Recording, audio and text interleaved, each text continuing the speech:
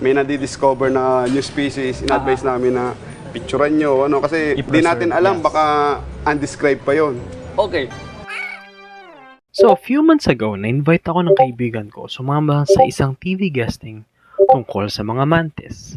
Alright, so what's up everybody? So it's 5 a.m. and I'm gonna go to a TV station to promote mantis keeping. Alright, stay tuned guys.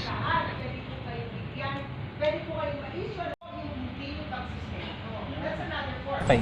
So, pwede nating silang tawagin na natural pesticide dahil for example, Natural pesticide. yes, kasi halimbawa meron kang mga prutas or mga gulay sa hardin mo, pwede mo silang ilagay tapos kakainin nila yung mga pest. Like for So, example, ibig sabihin nakakatulong sila sa kalikasan. Beneficial yes, sila. beneficial insects po sila. Hey, what's up everybody? So I was so nervous I forgot to film. So basically what we did was we just shared the joys of keeping mantis. Praying mantis is not really seen as a pet here in the Philippines.